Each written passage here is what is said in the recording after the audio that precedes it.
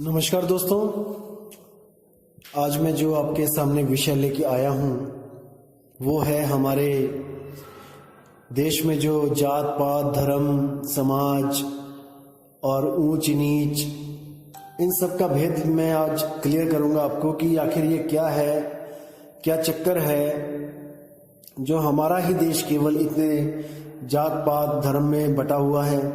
क्या दिक्कत क्या है, कहाँ पे दिक्कत है। तो दोस्तों, सबसे पहले मैं बात करूंगा उस समय की जब ये सृष्टि बनी ही थी। जब ये सृष्टि बनी थी दोस्तों, तब जो पहला जीव इस दुनिया में आया था वो सिंगल सेल बॉडी था, यानी एक कोशिका का जीव था। जैसे अमीबा, पैरामीशियम, इस प्रकार के जो जीव थे सिंगल सेल बॉडी। और उससे भी पहले जो था वो एल्गी थी। एल्गी से शुरुआत हुई है, जैसे साइंस बोलती है कि एल्गी से शुरुआत हुई है। मान के चलते हैं कि साइंस भी चलो अपनी जगह ठीक है, वो भी कि यहाँ पे शुरुआत तो कहीं ना कहीं से होगी, तो सिंगल सेल बॉडी लेके चलते हैं। तो दोस्तों, जब वो सिंगल सेल बॉडी जब आई थी इस दुनिया में, तो उस वक्त कोई अक्षर नहीं था, कोई किताबें नहीं थी, कोई पढ़ाई नहीं थी। कैसे कैसे ये धरती का जो तापमान था वो स्थिर हुआ और सारा पर्यावरण बदला, बारिश की कुछ बूंदें पड़ी होंगी और वही पानी आया होगा, उसमें जीव की उत्पत्ति हुई होगी। तब वहां पर कोई भी अक्षर नहीं था, कोई पढ़ाई नहीं थी, कोई भाषा नहीं थी, कोई जात पात धर्म भेद नहीं था। और उसके और आगे चलते हैं, होते होते होते डायनासोर आए, डायनासोर का युग आया, तब भी कुछ नहीं था। उसके बाद और आगे जाके आदि मानव आया। जैसे कहते हैं कि बंदरों से ही आगे जो ये विकसित होकर बुद्धि एक इंसान की बुद्धि बनी। साइंस को भी साइड में रख देते हैं, मान के चलते हैं कि शुरुआत आदि मानव से हुई, जब इस दुनिया में पहला आदमी और पहली औरत आई, मान के चलते हैं। तो जब वो पहला आदमी और पहली औरत यहाँ पे आए, उस वक्त कोई भी ना गुरु था ना चेला था, ना कोई भाषा थी, ना कोई देश का नाम था, ना ही कुछ भी नहीं था, ना ही कोई वेद पुराण गीता भागवत थे, ना कोई कबीर अमृतवाणी थी, ना कोई किसी ग्रंथ की कोई बात करता था, ना बाइबल कुरान थी। उस वक्त केवल एक आदमी और एक औरत मानव सृष्टि में आए। फिर क्या हुआ दोस्तों? फिर केवल एक ही चीज थी जो उनको समझ में आती थी कि जब भूख लगे तो खाना खाना है, और जब प्यास लगे तो पानी पीना है, और समय आने पे संभोग करके अगली जनरेशन को पैदा करना है। बस यही दिनचर्या थी उनकी, और कुछ नहीं। उसी से वंश आगे बढ़ा और करते करते करते आज इतनी बड़ी दुनिया हो गई, दुनिया पैदा हो गई। तो दोस्तों, यहां पे विचार करना है कि जब कोई अक्षर नहीं था, कोई भाषा नहीं थी, कोई वेद पुराण गीता नहीं थे, तब हमारी क्या जात थी? उस आदमी उस औरत की क्या जात थी?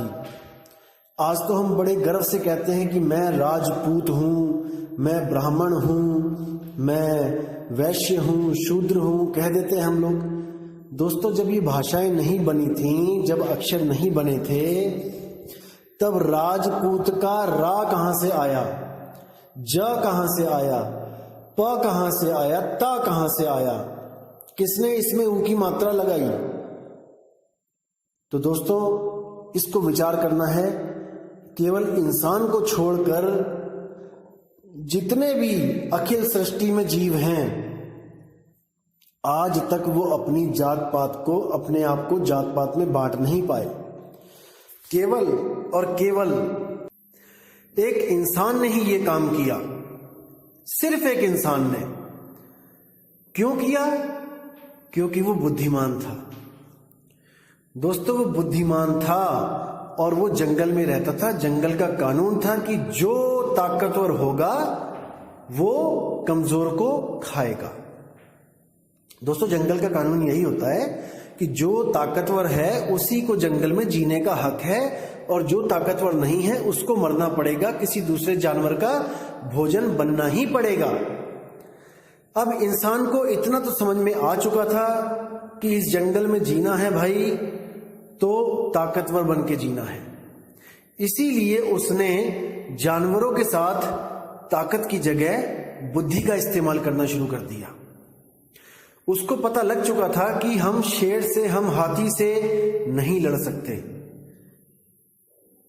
तो क्या करना पड़ेगा, तो दिमाग से उनको हराना पड़ेगा।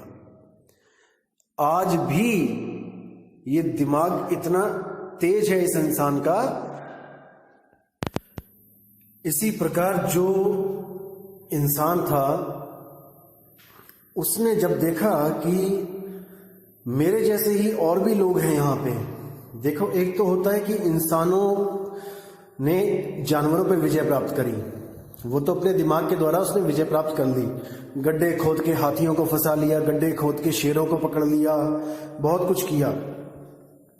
लेकिन जब उसने देखा कि एक जानवर ऐसा भी है यहाँ पे जो बिल्कुल मेरी तरह है, मेरी तरह ही दिमाग रखता है, यानी कि आदमी ने जब आदमी को महसूस किया कि ये भी एक तरह का जानवर ही है और जो मेरी तरह ही दिमाग रखता है, तब उसने क्या सोचा, तब उसने क्या चाल चली, उसने अक्षरों का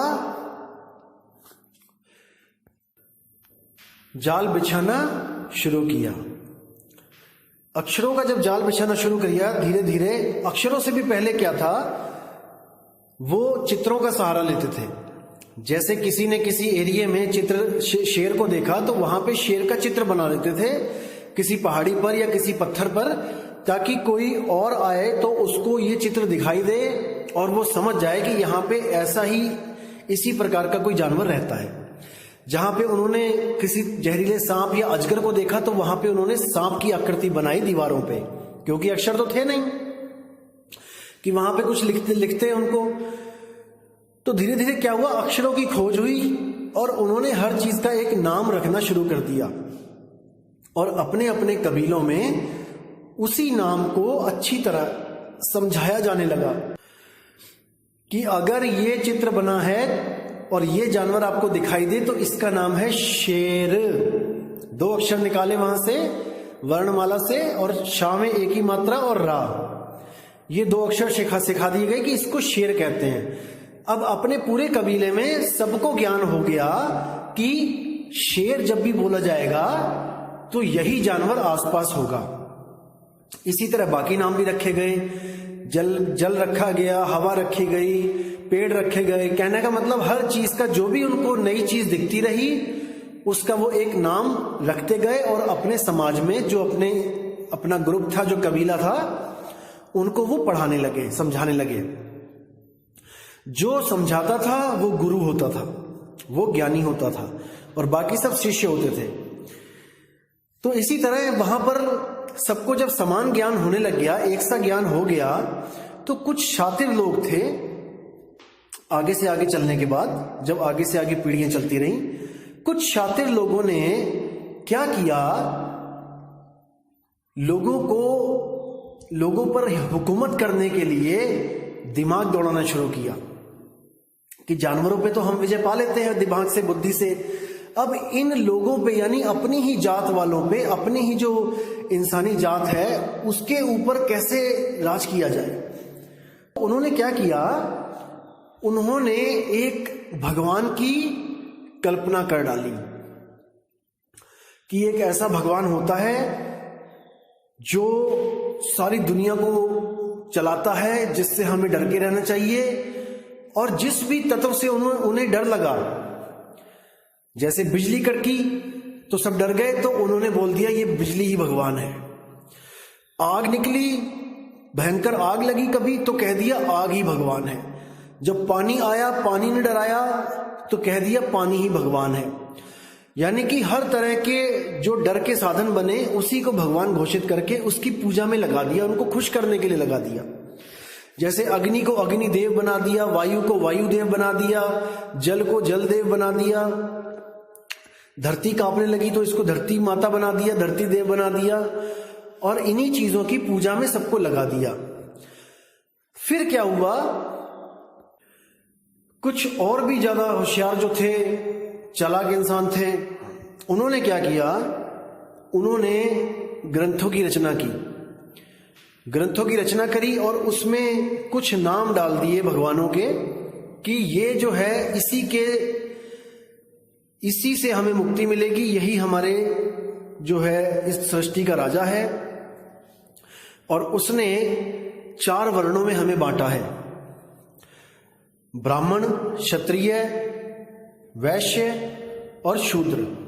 हमें 4 भागों में बांटा है, और उन लोगों ने खुद को सबसे ऊंची कैटेगरी ब्राह्मण में रखा कि हम ब्राह्मण हैं, और उसके बाद क्षत्रिय बनाए। क्षत्रिय जिसको रखा वो थोड़े तगड़े बंदे थे। तगड़े बंदे मतलब कि जो लड़ने झगड़ने में तेज थे, उनको क्षत्रिय बनाया। क्षत्रिय का मतलब होता है सैनिक। कमजोरों का कोई काम नहीं होता सैनिक में।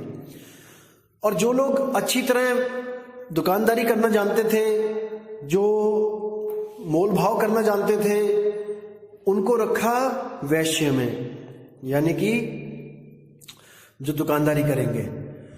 और जो बहुत कमजोर थे, जो बेचारे बिल्कुल ही जिसको कहते हैं ना बुद्धि होगी ना उसमें कोई ताकत होगी, उनको रखा अपनी सेवा करने के लिए शूद्र बना के कि आप सब शूद्र हो।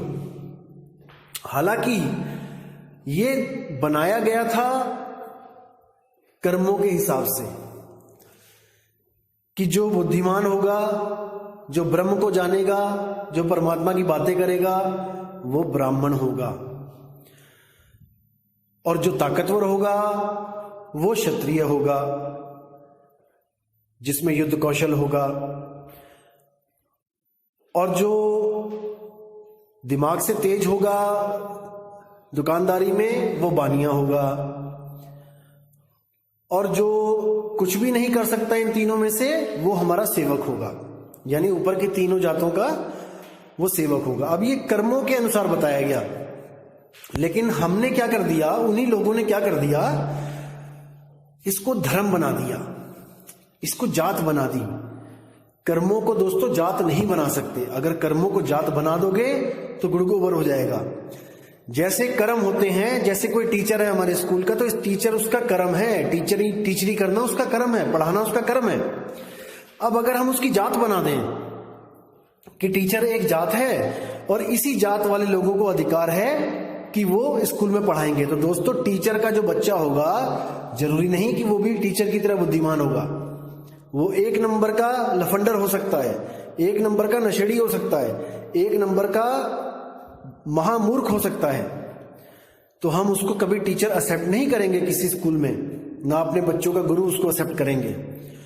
लेकिन यहां पर क्या चल रहा है, ब्राह्मण का लड़का ब्राह्मण होगा, राजपूत का लड़का राजपूत होगा, बाणिये का लड़का बाणिया होगा, शूद्र का लड़का शूद्र होगा।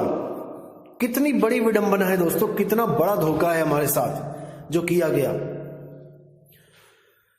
ब्राह्मण का लड़का 10 बार फेल हो जाए स्कूल में, उसको काखा गाना आती हो, ABCD ना बोल पाता हो, वो फिर भी ब्राह्मण ही कहला रहा है।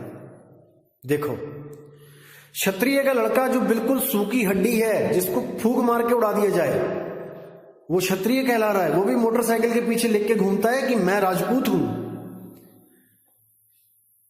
बाणिये का लड़का जिसको ABCD नहीं आती दुकानदारी की, वो बाणिया कहला रहा है। और शूद्र का लड़का जो आज IAS बना हुआ है, वो अभी भी शूद्र ही कहला रहा है। तगड़े तगड़े बिजनेसमैन बन गए हैं शूद्र, लेकिन वो कभी बाणिये बन ही नहीं पाए, वो आज भी शूद्र ही है, जबकि उनमें पूरी क्वालिटी है कि वो अपनी जात चेंज कर सकें कर्मों के अनुसार। कितने शूद्र हैं जो आज भारत माता की रक्षा करते हैं, सरहदों पे खड़े होकर एक सैनिक का फर्ज निभाते हैं, लेकिन सैनिक होते हुए भी वो क्षत्रिय नहीं है। कितना बड़ा धोखा है हमारे साथ, और ये धोखा है केवल अक्षरों की वजह से। दोस्तों, अगर सारे अक्षरों को खत्म कर दो आप, एक भी अक्षर इस दुनिया में ना रहे, अब मुझे बताओ कि आपकी कौन सी जात है, आप कौन से वर्ग में आते हो, आपका क्या धर्म है, आप किस देश के वासी हो, और आपके देश का नाम क्या है, आप किस भगवान की पूजा करते हो, उसका भी नाम बता दो मुझे। अगर इन अक्षरों को खत्म कर दिया जाए तो, यानी कि हमारा भगवान तक इन अक्षरों का गुलाम हो चुका है। अक्षर नहीं तो भगवान नहीं, अक्षर नहीं तो मोक्ष नहीं। क्यों? क्योंकि मोक्ष तो मंत्रों से मिलेगा, और जब अक्षर नहीं तो मंत्र नहीं, फिर तो सब फंस गए 84 के चक्कर में। मुझे मेल्स आती हैं कि भैया कुछ नहीं करने की जरूरत है, बस राम राम राम राम करते रहो और पार हो जाओगे। भाई तब आपका राम कहां था जब हिंदी भाषा के, संस्कृत भाषा के अक्षर भी नहीं बने थे? तब ये आपका राम मंत्र कहां था? भाई रा तो तभी आया ना जब काका गागा अंगा चाचा जाजा करके रा तक पहुंचे। अगर ये 52 अक्षर ही ना बने होते तो कौन सा मंत्र आप जप रहे होते और कौन सा ज्ञान हमें पढ़ा रहे होते आपकी ये मंत्र जप लो। तो दोस्तों इसको समझना पड़ेगा। जब तक पानी का नाम नहीं था पानी, तब भी हमारी प्यास बुझती थी, हम पीते थे पानी। आज जानवरों को नहीं पता है कि पानी का नाम क्या है, फिर भी उनकी प्यास बुझती है। इसका मतलब वस्तु से प्यास बुझेगी, उसके नाम से नहीं। कबीर साहब ने वस्तु की बात करी है। वस्तु कहीं ढूंढे कहीं कैसे लागे हाथ, गुप्त वस्तु तब मिले जब भेदी लीजिए साथ। वो गुप्त वस्तु तब मिलेगी जब आपको एक भेदी सतगुरु मिल जाएगा, अन्यथा आप मंत्रों के चक्कर में सारा जीवन बर्बाद कर लोगे। अब कोई कहता है कि भगवान का नाम नहीं लेंगे तो भाव कैसे बनेगा? दोस्तों आप पानी को जहर समझ के पी लेना। आज पानी को पीना और सोचना कि मैं जहर पी रहा हूं, आपका भाव जहर की तरह हो जाएगा कि जहर पी रहा हूं मैं। दोस्तों तो क्या पानी आपका गला गीला नहीं करेगा? क्या आपकी प्यास नहीं बुझेगी? दोस्तों परमात्मा को आपके भाव की जरूरत नहीं है। परमात्मा को पाना है, वस्तु सही होनी चाहिए, भावों से कोई लेना देना नहीं होता। कई लोग कहते हैं धन्ना जट को पत्थर में मिल गया विश्वास के कारण। अच्छा चलो ठीक है, विश्वास करके देख लेते हैं। एक छोटी सी स्टोरी सुनाता हूं आपको। एक बार एक नई नई बिहाई लड़की शादी होके आई ससुराल में, तो उसने माता से पूछा, अपनी सास से पूछा कि माता आप ये क्या कर रहे हो? माता क्या कर रही थी कि वो मटकी में जो मदानी डालते हैं जिससे हम दूध दही से मक्खन निकालते हैं, वो डाल के उसको रिड़क रही थी, उसको चला रही थी। तो जो गुप्त थी वस्तु वो है मटकी में, दिख नहीं रही है। वो जो अंदर पड़ा है मटके में दिख नहीं रहा है, मटका दिख रहा है, ऊपर मदानी दिख रही है। तो उस लड़की ने पूछा माता ये क्या कर रही हो? तो माता ने क्या कहा कि मैं मक्खन निकाल रही हूं। तो उसने कहा ठीक है माता, मैं भी कल निकालूंगी। तो कहती है माता ठीक है निकाल लेना। अगला दिन बीतता है तो वो लड़की मटके पे मधानी रखती है और उसको रिड़कती है, रिड़कती रिड़कती रिड़कती 2 घंटे रिड़कती रहती है और उसमें कोई मक्खन ही नहीं निकलता है। तो माता कहती है क्या हुआ बेटी, इतनी देर हो गई, क्या कर रही है? कहती माता निकल ही नहीं रहा उसमें से मक्खन। तो कहती है ऐसा कैसे हो सकता है, दिखा मुझे। तो जब वो देखती है तो क्या देखती है कि उसने उसमें दही डाला ही नहीं है, उसने पानी डाल रखा है। और पूरे विश्वास के साथ बैठी है कि जैसे माता ने मक्खन निकाला मेरा भी निकलेगा, पूरे विश्वास के साथ कर्म कर रही है वो। लेकिन दोस्तों पानी में मदानी मार के मक्खन नहीं निकलता है। तब माता ने वहां पर उसको बोला कि बेटी तेरी वस्तु गलत है, तू सही वस्तु पे कर्म नहीं कर रही है, तू सही वस्तु पर विधि नहीं, विधि तेरी ठीक है लेकिन तेरी वस्तु ही गलत है, इसलिए तू वस्तु को बदल। तो जब उसने वस्तु को बदला तब उससे वो मक्खन प्राप्त हुआ। यानी कि उसका विश्वास धरे का धरा रह गया अगर वस्तु गलत हो तो। इसलिए सत्य को आपके विश्वास से कोई फर्क नहीं पड़ता। अगर आप गलत नाम जप रहे हो और आपने पूरा विश्वास कर लिया है कि इससे मेरी मुक्ति हो जाएगी, तो सत्य को इससे कोई फर्क नहीं पड़ता, सत्य आपको नहीं मिलेगा। लेकिन आपने अगर सही वस्तु पकड़ ली है और आप उसका सिमरण कर रहे हो, तो इससे आपके विश्वास और ना विश्वास से कोई लेना देना नहीं। जिस चीज को आप कोशिश कर रहे हो वही चीज आपको प्राप्त होगी, उसमें कोई बदलाव नहीं होगा। जैसे आप बर्फ को ये मान के हाथ लगाओ कि ये आग है, ये गर्म है। दोस्तों छूने पर आपको ठंडी ही लगेगी, क्योंकि वो उसका स्वाभाविक गुण है। इसी तरह जो शब्द है वो आपको मुक्ति देगा अगर वो सच्चा शब्द हो। विश्वास से इसका कोई लेना देना नहीं होता। विश्वास तो केवल गुरु के ज्ञान पे किया जाता है, परख के द्वारा। शब्द को आपके विश्वास और ना विश्वास से कोई लेना देना नहीं है। अगर आप उसका सिमरण करोगे, उसको याद करोगे, तो भाई उसको प्राप्त करोगे, अगर वो सच्चा शब्द है तो। अगर वो सच्चा शब्द नहीं है तो पूरे विश्वास के साथ भी याद करोगे, तब भी वो आपको नहीं मिलने वाला। जो पाओगे, जो खोजोगे वही पाओगे। जिसका बीज बोओगे उसी का पेड़ आपको प्राप्त होगा। ऐसा नहीं हो सकता कि आपने बोया तो असत्य है और आपको प्राप्त सत्य हो जाए, ऐसा कभी नहीं हो सकता। कई लोग क्या कहते हैं कि भाई जाप तो करना पड़ेगा, अजपा जाप तो करना पड़ेगा, अनहद नाद तो सुनना पड़ेगा, तभी तो वो शब्द प्रकट होगा। अब देखो यहां पे भी आपको मैं क्लियर कर दूं, वो कहना चाहते हैं कि वो ये भी मानते हैं कि जाप, अजपा, अनहद ये तीनों नकली नाम है, असल नहीं है, ये झूठ है। लेकिन उनके गुरुओं ने उनको कितना दृढ़ कर रखा है कि बेटा झूठ करना पड़ेगा तभी तो सत्य मिलेगा। कितनी बड़ी चालाकी है उन गुरुओं की, जो ये कहते नहीं बेटा जपना पड़ेगा तभी तो वो मिलेगा सत्य। यानी कि आप मेहनत कर रहे हो नकली पे, मेहनत कर रहे हो झूठ पे, और आपको उसका फल दिखाया जा रहा है सच, कि सच मिल जाएगा झूठ को जाप करके। दोस्तों कभी नहीं मिलेगा, कभी नहीं मिलेगा। इसको दिमाग से निकाल दो कि जाप, अजपा, अनहद की जो नाद, इसको सुन के आपको वो शब्द मिलेगा, वो सच्चा शब्द आपको कभी नहीं मिलेगा। क्योंकि जो बोओगे वही पाओगे। बोया बीज बबूल का, तो अम्बुआ कहां से पाए? नहीं मिलेगा, लिख के ले लो। तो दोस्तों ऐसे ही कई गुरु आपकी जिंदगी में आएंगे जो आपको गलत रास्ता दिखा के कहेंगे कि इस गलत रास्ते पे चलो तभी तो आपको मंजिल मिलेगी। दोस्तों गलत रास्ता गलत मंजिल की तरफ लेके जाता है, सही मंजिल की तरफ बिल्कुल भी लेके नहीं जा सकता। तो दोस्तों अब मैं आपसे विदा लेता हूं और अगली ऑडियो बहुत जल्दी आपको मैं भेजूंगा, और उसमें कुछ ऐसी बातें होंगी जो आपके अज्ञान के जो पर्दे हैं उनको खोल देंगी। और मुझे पता है जो विवेकी हंस हैं वो जाग चुके हैं।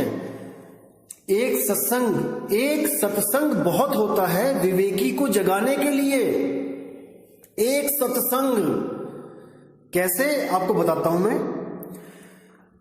कोयल होती है एक, कोयल क्या करती है, जब वो प्रेग्नेंट होती है तो वो कौवे का घोंसला ढूंढना शुरू कर देती है। वो अपना घोंसला कभी नहीं बनाती। आपने देखा होगा चिड़िया जब प्रेग्नेंट होती है तो अपने घोंसले को बनाने के लिए वो कहां कहां से घास फूस उठा के लेके आती है, लेकिन कोयल कभी ये काम नहीं करती।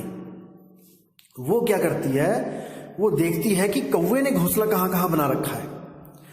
तो जब वो प्रेग्नेंट होती है वो कौवे के घोंसले के आसपास दिन रात नजर रखती है, और जब उसको लगता है कि हाँ अब मैं अंडे दे सकती हूं, तो वो जाकर, जब कौवा नहीं होता है तो जाकर उसी के अंडों में अपने अंडे मिला देती है।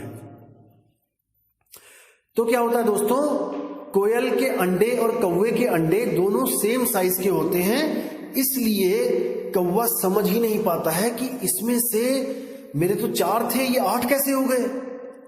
बड़ी दुविधा में पड़ जाता है।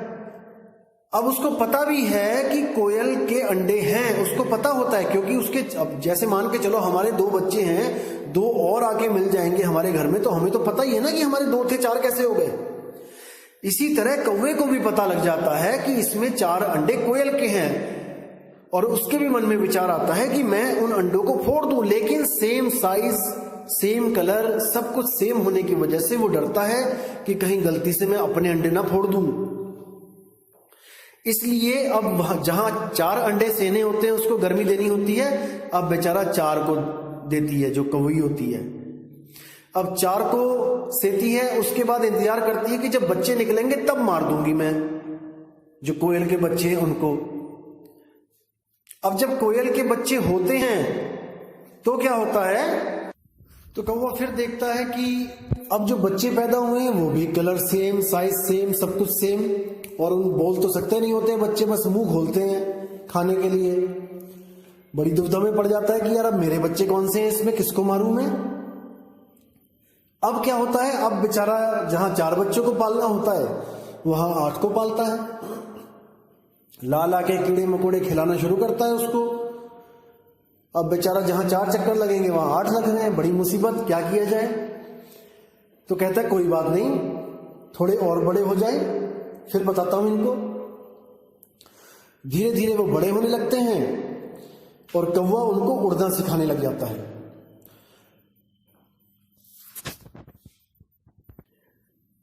धीरे धीरे सब परफेक्ट हो जाते हैं उड़ने में, अच्छी उड़ारी मार के अपना एक डाल से दूसरी डाल तक पहुंचना सीख जाते हैं।